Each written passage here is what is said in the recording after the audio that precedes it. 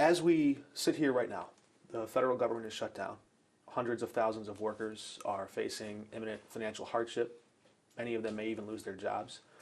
As I understand it, as of Wednesday, even your staff is likely working without pay right now. One question a lot of our viewers have is, should members of Congress get paid during a shutdown? I don't think so. And I certainly waived my pay during a government shutdown and have during the previous ones. This is year 12 and a half for me in Congress, and we've had 2 previous shutdowns. None that have really gone this long. This is day 17 of the Schumer shutdown, and this is one of the longest where all of the agencies are affected. Usually some appropriations are done by this point, and you're able to keep some of the government funded, and that's what we are trying to do, is get the government opened so that we can move forward with our 12 appropriations process and our budget. There was that one shutdown that went longer. We haven't reached that milestone quite yet. Right, but part of the government was still open then. Correct. We had funded it. Apples and oranges. This is a full government shutdown. And during this full government shutdown, we're seeing the president slash spending and jobs in some cases. In some cases, it's from spending that Congress already appropriated and the president previously signed. For example, I know that's not quite in your district, but on the north shore of the Mississippi River in St. Louis, a big battery plant was expecting $200 million that Congress and the president promised. President Trump canceled that grant. Governor Parson had previously called it a big win for Missouri. A group of Israeli investors saw a great chance to put down roots and build ties in Missouri. 150 new jobs. Now all that is on the chopping block. Does a president have legal authority to break a promise that Congress made? Well, when the Democrats hand over the keys to the kingdom to the president by giving up their constitutional authority to govern, sadly, yes, this is not what should be happening. The government should be opened. We should be doing our appropriations. Employees should be being paid. WIC, women, infant, and children, should be being paid. Our troops should be being paid. And they're doing all of this, I really think, I hate to say it, for political theatrics. This is a continuing resolution that the House passed, Mark, 3 weeks ago now. And it was clean, as we call it. No poison pills, no political theatrics attached to it. It is, in fact, the Biden budget that actually Senator Schumer voted for last March, and the Democrats writ large have voted for some 13 times. They did change their stance on that, and they're trying to revive parts of that old budget. 13 times. But what I'm saying is you know, this is not anything controversial. We needed more time to get our appropriations done. We have 3 right now that are already conferenced with the Senate.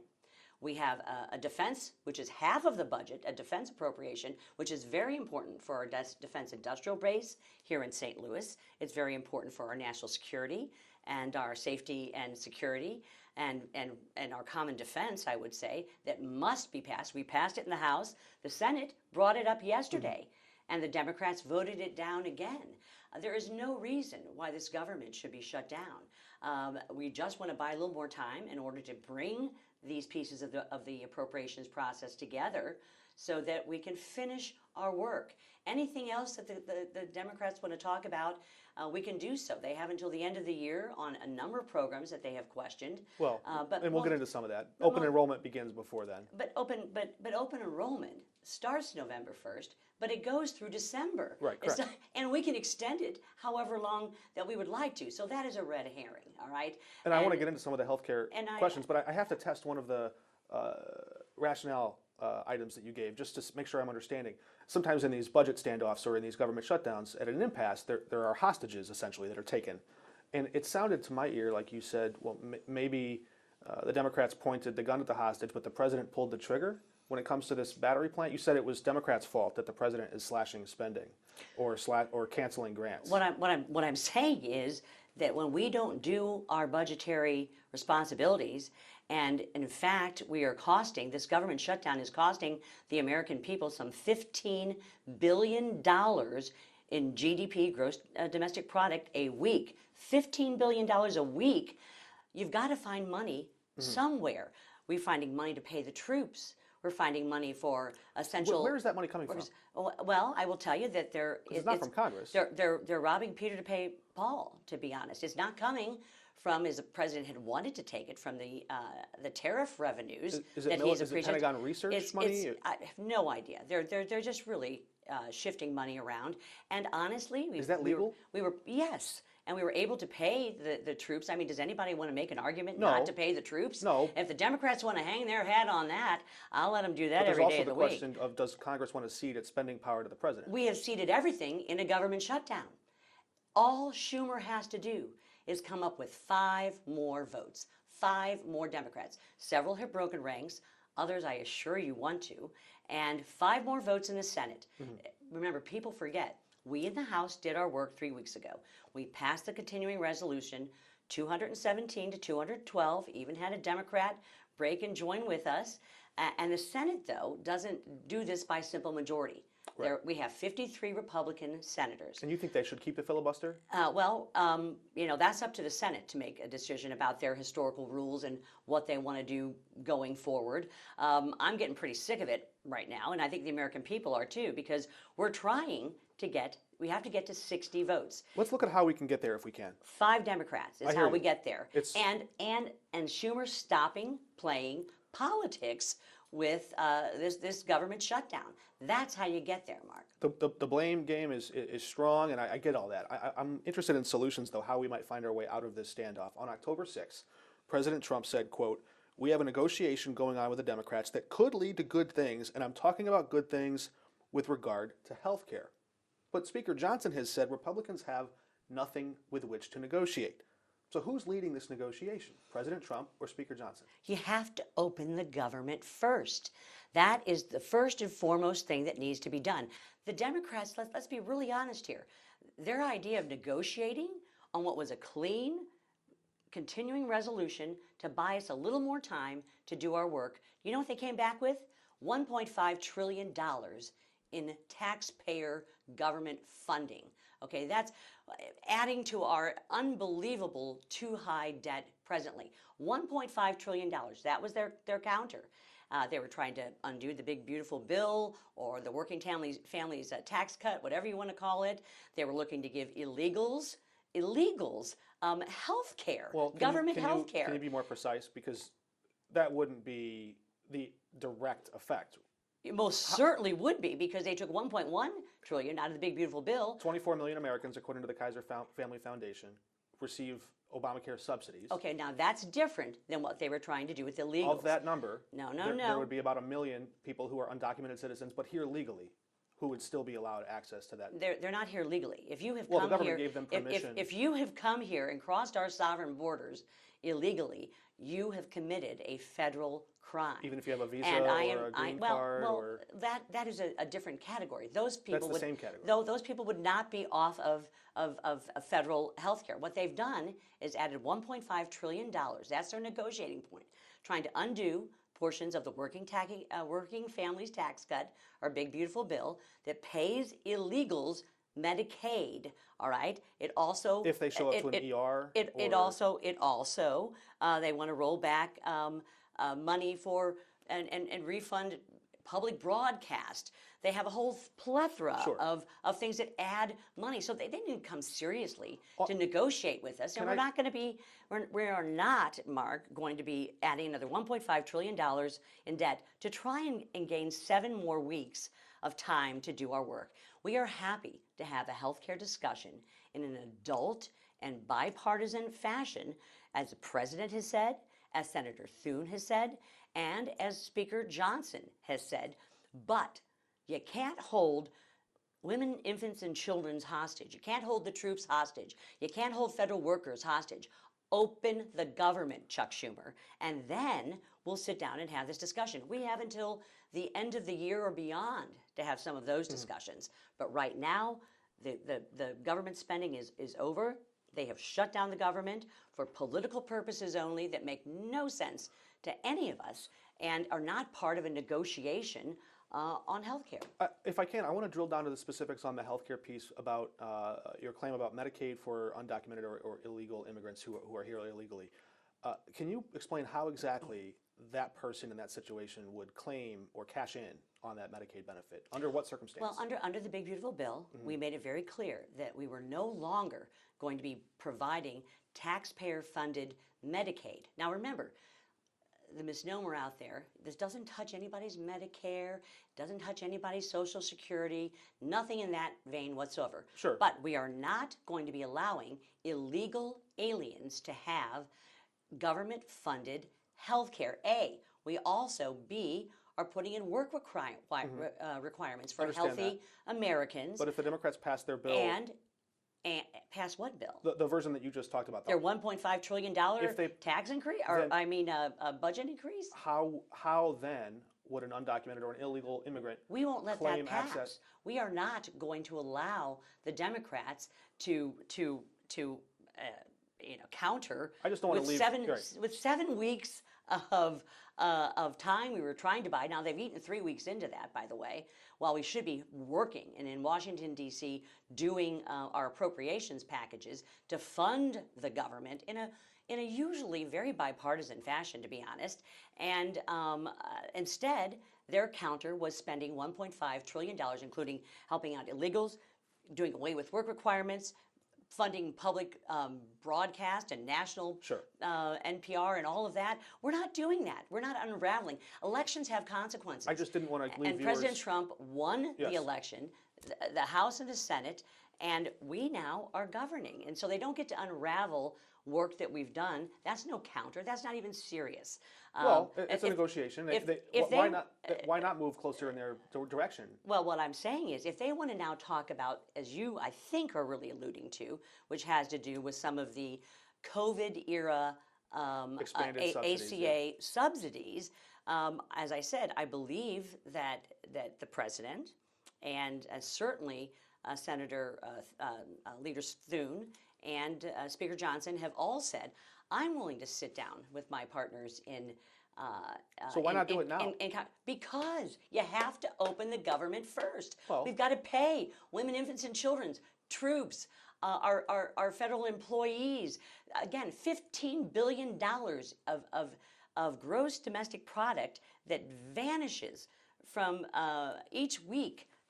And that is at a great cost to the taxpayer and great cost to Americans. And it's wrong and it's inhumane. It's for no reason but for political purposes. That is my big objection to this.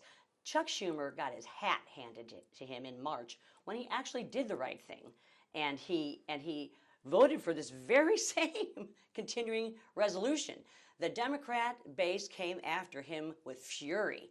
Okay, AOC, as we all know, Alexandria Ocasio-Cortez, said she was going to primary him.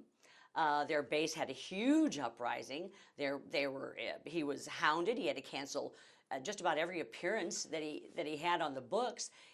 From that, his takeaway was, I'm going to let the mob, the far left wing mob, take control of my agenda.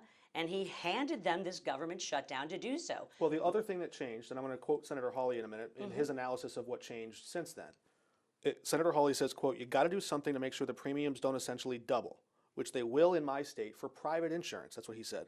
I mean, we just can't allow that to happen. That's a lot of Missourians who will not be able to afford health care. Well, I don't know what the ACA and Obamacare has to do with private health insurance.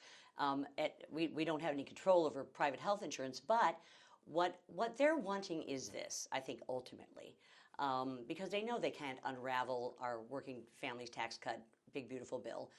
They pitched that in there with the kitchen sink of $1.5 trillion of spending, and specifically to fund illegal health care, federal health care. I'm going to say it again and again and again because that is one of their tenets. But they also want to take this COVID era program. The Democrats passed this under Joe Biden in 2021. They put a sunset on it, Mark, of 2025. As Congress normally does. And it would, well, no, sadly. Sometimes these government programs go on and on and on and on, and I have a big problem with that. I like sunsets. Fair. This sunsets on at the end of this year, on 2025. And now, remember, they did this during a time of crisis.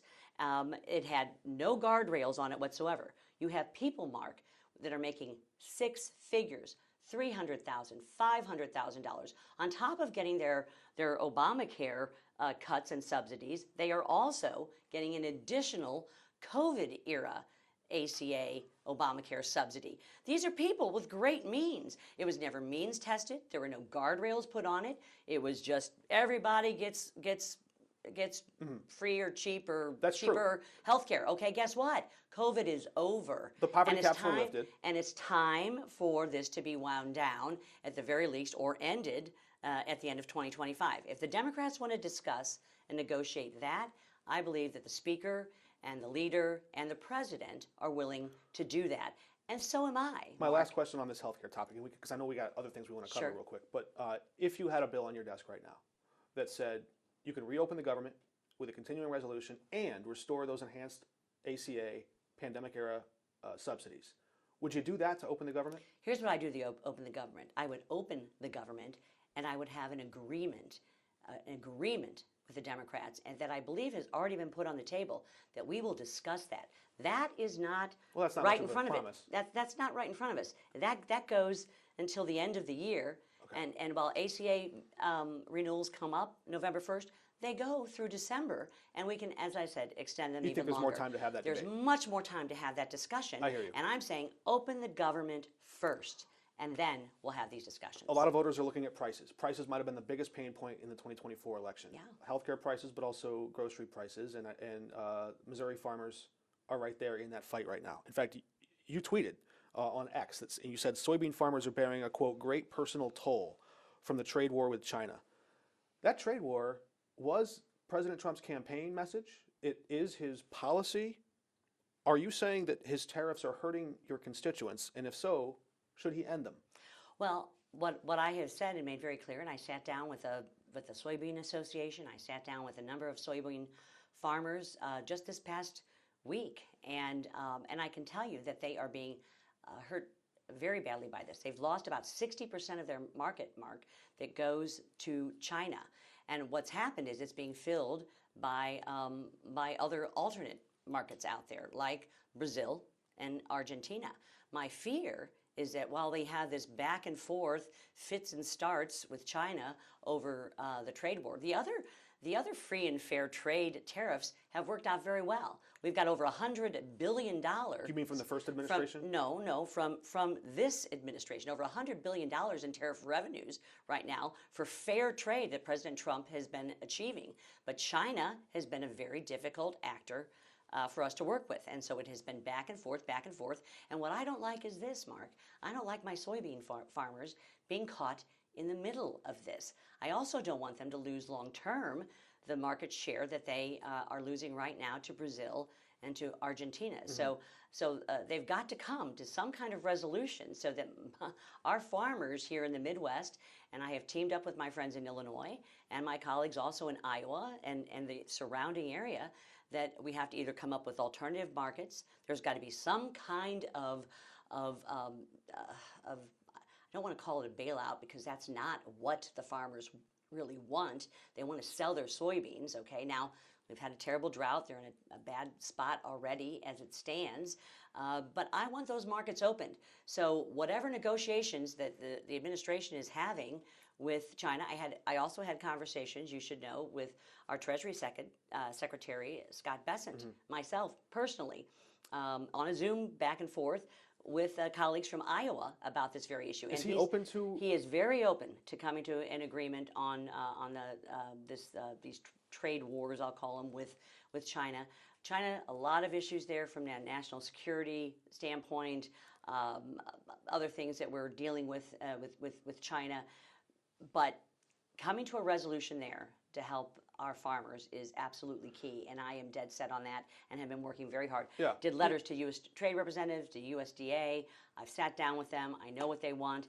They're willing to grit their teeth and work through this, but they need a lifeline, and I'm going to make sure that I'm fighting for them to get it done. I hear you now urging the White House to reopen those markets, but I wonder, in those conversations with Scott Bessent, or just now for our viewers to see, what exactly is it that you want the White House to do? You sounded cool to lukewarm on subsidies. Is it removing the tariffs? Is it negotiating new trade deals? What exactly do you want the White House to do? Negotiate a trade deal that's going to stick. I mean, uncertainty, sometimes the devil you know is better than uncertainty. And as I said, the fits and starts, the back and forth, the changing, the up and down, that isn't good for markets. It's not good for a commodity-driven item like soybeans or corn or anything else. So we need some certainty, and we need the markets to be open, or we need to open alternative markets, or we need some kind of assistance for our soybean farmers in particular. Of course, the Democrats are going to make some hay about this. The DNC is up running ads right now, quoting a soybean farmer from Illinois who says he wants markets, not bailouts. He calls bailouts Band-Aids. DNC Chair Ken Martin tells me that House Democrats are on average running 16 points above expectations after President Trump's reelection. So he thinks that could put your newly drawn district, even at a plus 12 pro-Trump district, in play, and that perhaps your seat is vulnerable. I wonder, are you going to run like your seat is up for grabs, and does that mean debates and town halls? I always run and take every candidate serious and every race seriously. I believe I stand on my record. I believe my accessibility to my constituents is very, very strong. Our open office hours with Ann, we do them all over the municipalities, blanket them with postcards telling them to come in and meet. Our office is open for meetings at any time with staff or with the principal if I happen to be in town, or up in D.C. I do teletown halls. We send out information. We do newsletters. We are very much in touch and out in our district. I live here. I raised my family here. It's where I've grown up, was born and raised. I've got all of my children here, my wonderful husband of 39 years, 5 grandchildren.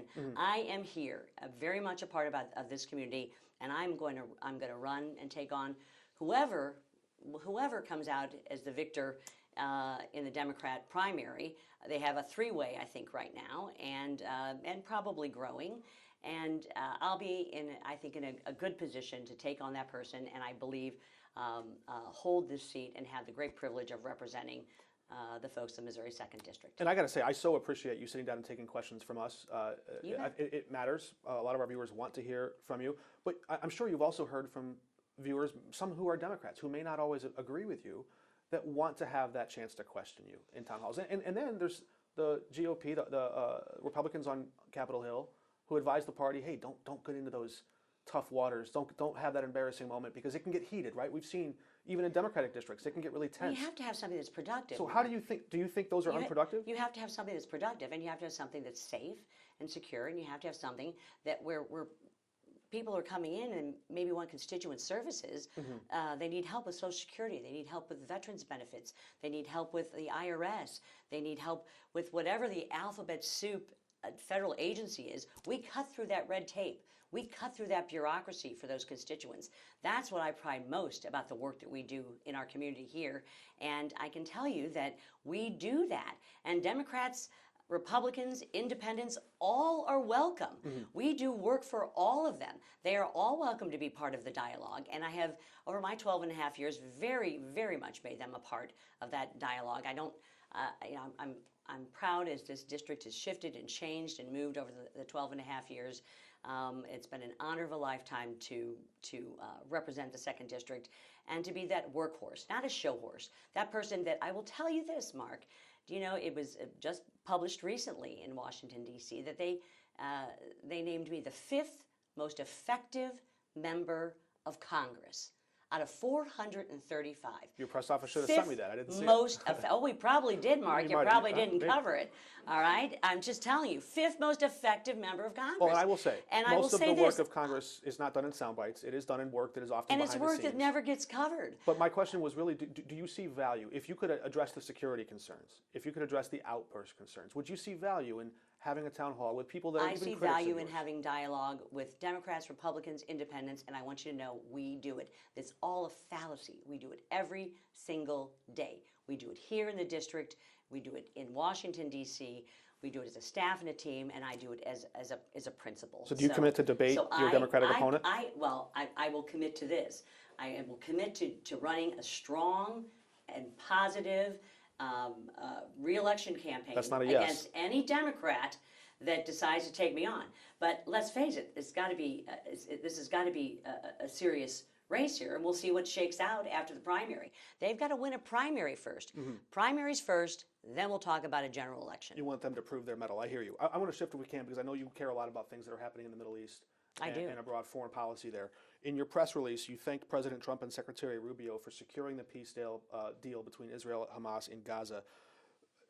Objectively speaking, most of the heaviest fighting did occur even prior to President Trump coming in. And President Biden, as you mentioned too earlier, has the same base that Chuck Schumer had. A lot of those voices in that Democratic base were urging him to back off, to restrain Netanyahu. He didn't do it.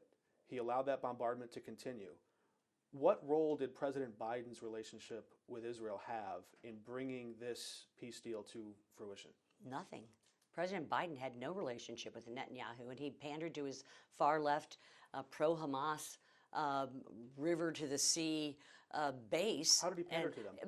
Because he did nothing to be a part of the solution. I give all of this to President Trump. This is a total exercise in his mantra, his belief, the President Trump's belief in peace through strength. All right, and being able to sit down with adversaries, and let's face it, 3,000 years of adversarial relationship and war throughout the Middle East. And he had a huge victory this past week in bringing home all 20 living hostages.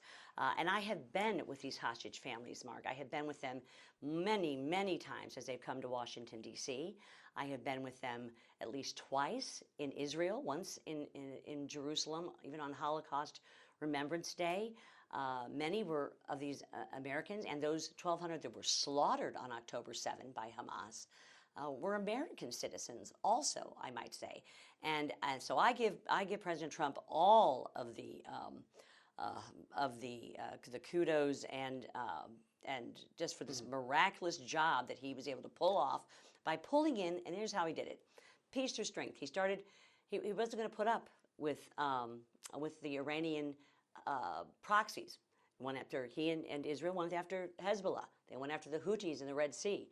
They went after Hamas. He also publicly clashed with Netanyahu in ways that Biden would not. He did, and he reined him back in and said, "No, you will not do this. You can only go thus far." So he was able to bring in all of the Arab countries, which nobody can do. It's a very tough region. But to use Secretary Rubio, Witkoff, his own son-in-law, Jared Kushner, even Tony Blair was a part of the coalition that actually brought together all of these Arab nations, brought together Israel, brought together Hamas. They had to sit down across the table from Hamas and negotiate these 20 hostages. If you can find trust enough to negotiate in that region, maybe they can find trust to negotiate in the House and Senate. Well, I'll leave that for a separate. I certainly hope that they can, and we're fighting to finish the deal here. Well, that's what I want to get to and next. Get the 28 the remains of the hostages, because this is important. We've received 8 of them back, their remains back to their families. It's important to get that closure. And I'm also, Hamas has got to hold up their end of the deal, and the president's going to make sure that they do, because I don't like to see some of this. Of these executions and the things that are beginning to leak out, the stoppage of humanitarian trucks, which are so vitally important for the Palestinian people that are suffering. And I don't even know if we're quite sure what comes next, because you praise this deal as paving the way for, quote, a de-radicalized Gaza and for defeating Hamas. But the deal doesn't disarm Hamas. It doesn't really clarify who will govern in Gaza. And there are U.S. troops monitoring this ceasefire now. So do you support the idea of Palestinian rulers there or international oversight governing Gaza, even if that includes part of the Palestinian Authority? You obviously haven't read the president's 20-point plan. Absolutely, demilitarization and de-radicalization of the Gaza Strip and Hamas must stand down. They must put down their military arms. They must leave Gaza. They're going to blow up all of those tunnels where actually they murdered and executed so many. But if they haven't agreed to it, is it really a deal? Because Well, they haven't done that yet. Well, their feet will be held to the fire, whether it's returning the remaining hostages or working with Arab states to rebuild the region and then to come up with some kind of governing body. The United States of America is not going to govern Gaza. Neither are the Israelis going to govern Gaza. So But do there are Arab nations that are very interested in being part of a coalition that President Trump has brought together that will govern that region and will demilitarize that region and will rebuild that region. And we're there only as a small force of CENTCOM to make sure that they do. And I also hope, Mark, I'll tell you from a humanitarian standpoint, I hope that we're able to send in some forensic experts or whatever we need to do to make sure that we can find the remains of those, I guess, 20 now hostages that are deceased, that are left there. They've returned 8. We need those families to have closure. As I said, they've wept in my arms in both Washington and in Israel, and I want to see them have that closure. So anything that we can do to assist that, we should be doing. One last question on that, as to what comes next.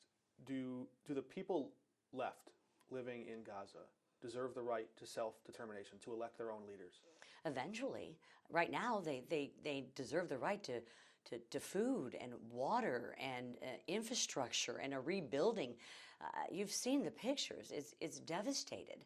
And Hamas has been holding so many of them hostage and putting them on the front line in front of them as they have been trying to wage their war against Israel. Do I believe they're going to change their ideology? Probably not. But are they going to have to demilitarize, de-radicalize, and leave the Strip so that the Palestinians left there can live in peace and have some economic development, some sustained life, some security, some normalcy? Yes, that has to happen. And to the extent that President Trump has brought all of these players together, again, starting with going into Iran and taking out the nuclear facilities, making sure with our Missouri-born and bred B-2 bombers, I will say that was true peace through strength and a turning point, I think, for other Arab nations, for others across the world, and also certainly made it clear to Iran, to Hamas, to the Houthis, and to Hezbollah that we will not put up with these terrorist proxies any longer disrupting the Middle East and Israel. A lot of people hoping that peace holds. You've been so generous with your time. Do you have time for one more about Sure. a bill? You've got a really interesting bill that I've been reading about, the Enforce Yes. Act. It would criminalize AI-generated images that, quote, appear to be a minor. And that's even if no real child exists in the case or if no one else ever sees the image. You probably know the Supreme Court ruled in the Ashcroft versus Free Speech Coalition case many years ago that virtual or computer-generated child pornography is protected free speech or speech under the First Amendment, believe it or not, if no child is harmed. So the Enforce Act appears to test the boundaries of that ruling, at least on the surface level. How do you reconcile your bill with that precedent, and are you How prepared? long ago was that? That was 19... It was in the 90s. 90? I believe it was. He only served through Things have 92. It changed. had to be in the 80s. Good Lord. I mean, AI has exploded. Technology and innovation have exploded, Mark. I'm surprised you could even ask a question like that. I mean, look at how AI has changed our lives. And let me just start by saying this, because it's rarely ever covered. I care a great deal. I do my work on the Financial Services Committee, my work on the Intelligence Committee and Foreign Affairs arena, but I care. Keep going. You're good. Okay, I care deeply about what I would call my passion projects and things of this nature that deal with fighting online sex trafficking and human trafficking.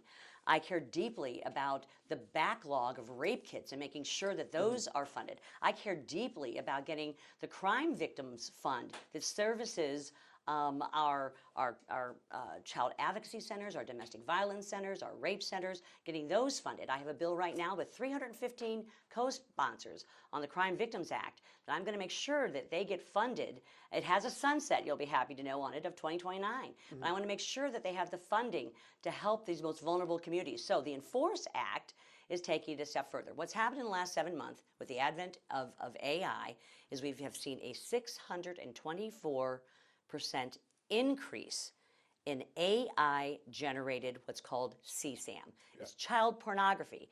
This is the new terminology for child pornography.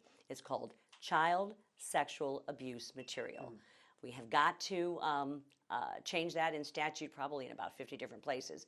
But you and I, or people would just broadly know it as child pornography, which is categorically, completely, totally not just horrific and horrendous, but is illegal at the state and federal level. And what I'm saying is this, and I have teamed up with my Democrat partners across the aisle also in bringing forward this piece of legislation that says this: if you are generating child porn, if you are breaking the laws, if you are using this to hurt young people and victimize them in our society, I don't care whether it's a traditional child porn video or image, or whether it's an AI generated one. If they are taking some child's image and likeness and tweaking it a bit so it looks exactly like a child being victimized, I want them to serve the same prison sentence. I want them to be on a sex offender list. I want them to have the same kind of retribution that they deserve, and the punishment that they deserve as any other child porn or CSAM abuser would have out there. And I would say the difference is things have changed. AI is exploding right now. It's exploding everywhere. And the laws, bottom line is the laws have not kept up with the technology and innovation in this area. That's kind of what I'm driving at, because certainly it's horrific, stomach-churning content to even imagine, and I know there are laws out there that protect actual victims. There's no question that protecting children from exploitation is vitally important. And I've spent my career doing this, whether it's sex trafficking, human trafficking, whether it's making sure that they have the funds and the resources to get the help that they need. I have many pieces of legislation that actually save lives and help women and children and the most vulnerable in our society. So it's a hallmark of the work that I do, and I do think it's time that our laws need to catch up with our technology. And I can tell you, I'm very excited to announce right here on your show that I have a Senate companion on the Enforce bill that is led by Senator Cornyn and Senator Blumenthal. Both people that I know very well, one a Republican, one a Democrat, who care very much and have done a lot of work in this child exploitation, sex trafficking exploitation work also. So we're thrilled about that. I think that we'll be able to get this one passed and across the finish line. We'll stay tuned. One last question on a big bipartisan question that's been circling the halls of Congress for many months now. What are you prepared to do to help the victims of Jeffrey Epstein? Well, I have called for complete and total transparency. I've also put out a statement multiple times that what Jeffrey Epstein did, especially given what I just talked about in my heart for these victims, is the epitome of evil, and I hope he rots in hell, Mark. That's what I hope for Jeffrey Epstein. And I want complete transparency from the Department of Justice and from any and everyone, as long as we are also, though, making sure that the courts and others are protecting victims. There are victims that don't want to be exposed, don't want to relive this. I want to make sure our victims are protected. So some of those victims publicly said in front of the steps of the Capitol they want a client list of those people who knows what the Department of Justice has for that list to go public. Would you sign off on that? Who knows what they have? Here's what I've signed off on: is a full, and I have voted for it twice, and I am watching it happen before my very eyes. The chairman of the Oversight and Government Reform Committee, James Comer, has leading the investigation. I voted for this investigation and for the release of all Department of Justice transcripts and files. He has subpoena power, and he has used that subpoena power, and they've received 34,000 documents thus far, and there are more in the works. So I have called for, I have voted for complete transparency. It's faster and it's better to do it through the Oversight and Government Reform Committee than it is through any other way. Whatever the Department of Justice has, the people have a right to see it, as long as victims that want to be protected are protected. And if the court decides that a grand jury testimony must not be revealed, that is up to a court to decide. Even if there's innuendo that might cast aspersions on Hey, people? I don't care what it is. I want to make sure that, as I said, that this never happens again. I've called for full transparency. I have supported the OGR investigation that's going on. 34,000 sheets of evidence have been given to the people and the people's house already, with tens of thousands more to come. And I want to see it done. I want all of it out there as expeditiously and as transparently as possible. All right. Congresswoman Wagner, thanks for your time. My pleasure.